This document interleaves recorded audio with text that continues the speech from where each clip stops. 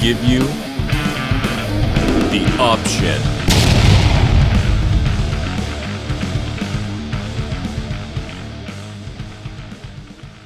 What's going on, everybody? Welcome back to today's show. Our topic for today is zero wide receiver draft strategy. Is it viable? What do we think? All right. Thanks, Nick, for the intro there. Yeah, guys, zero wide receiver. A little piggyback off of our previous discussion on zero running back. As you could tell, I'm very avid contributor to the zero wide receiver strategy. I love it. I love my running backs, so that's the first thing I'm going to draft at all times is the running backs. I mean, depending on the league and what's going on, I mean, I'll go 6 rounds if I have to, if all the running backs are still there. So I relish seeing all of those zero RB players. I would love to play in leagues of just zero RB just because I enjoy getting the running backs.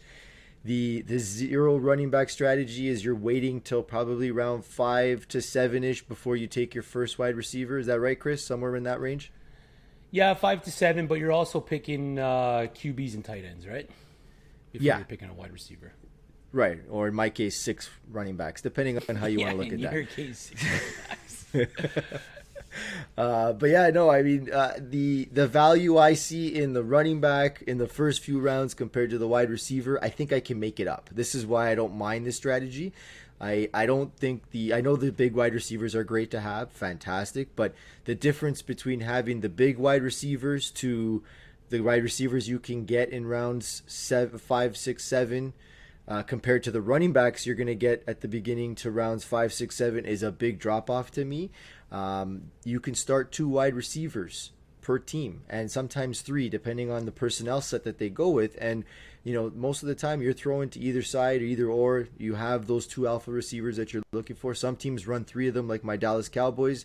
They got 3 pretty good ones and almost all 3 of them finished with 1,000 yards last year. They would probably have if Dak didn't get hurt. So depending on the team, depending on the style, I mean, you could find gems later in the draft. And I just I like the fact that you can, you know, I feel more comfortable having my running back set early and being able to go find those hidden wide receivers because there's so many of them than I do the opposite direction. I think I tried it once where I went, you know, heavy wide receiver QB at the beginning and then I started drafting running backs and Chris's first reaction was, James, how do you feel about that? Because this does not look like a James team. And I didn't feel great, that's for sure. It was not fun. And I mean, I put the team together. I'll make it work, but I'm thin at RB and I'm a little bit worried. So Yeah, I'd consider it.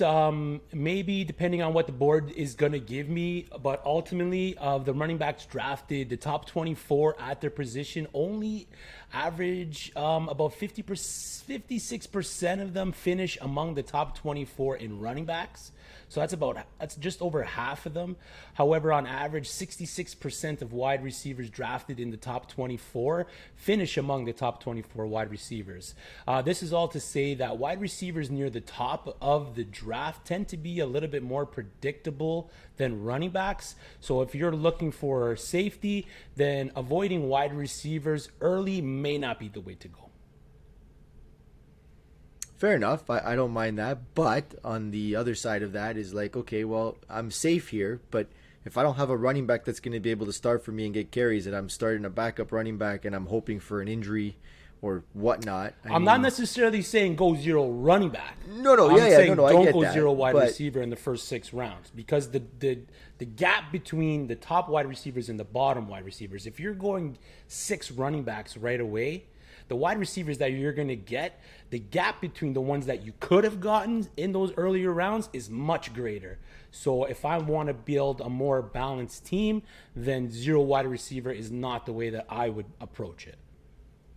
Well, if you're going well balanced, you're probably not having any of these strategies, and you're just going to go 1-1-1-1 and try to get the best available for each of those positions. Sometimes, yeah. But right, but I mean, you're also factoring the QBs and whatnot. If I get a shot at this strategy and I get the top end QBs before the other guys do, plus I get a few top end running backs, I mean, in a what's it called, super flex, that makes my QBs a pretty good position. Yeah. makes my running backs pretty good position, and then I'm filling in the holes of the wide receiver. Plus, on the waiver wire, I think I could find better gems throughout the season with a wide receiver than I could with a running back because I won't have to fight the other guys. Man, I don't know about that. I think it's harder to replace a stud wide receiver on the waivers if one goes down than it is to replace a stud running back, only because the running back coming in to take over for that position is going to get those snaps. Whereas a wide receiver that comes in isn't necessarily going to get those targets that a wide receiver one had gone. But not all those running backs are as good as the top He guy. hit the bell, So, James. I mean, Zip it. it doesn't Zip matter. it Hit the up. bell. I'm still Zip it up. going. It's not Mute over. him. Mute No, him. it's Mute not him. over. Deduct This the is points. not over. Mute The him. bell's been brought. We This gotta is wrap it not up, over. guys. No, no, Gotta no. wrap it up. Get to Final the next comments. one. Final Those comments. Those running backs may mute not him. be Yeah, I as wanna good hear as it. their Mute starter. No. Final comments. Those running Oh, backs we may heard not enough be as out good of as you those and your starters. running backs. So, of course. Anyways, nonetheless, I think we both can agree that to an extent we probably would.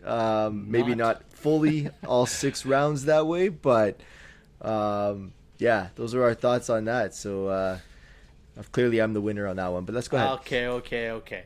Anyways, gentlemen, some great arguments there, some great comments. Thank you.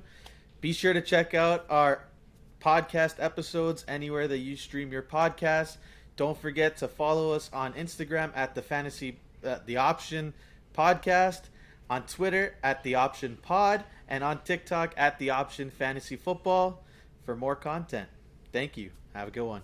We give you the option.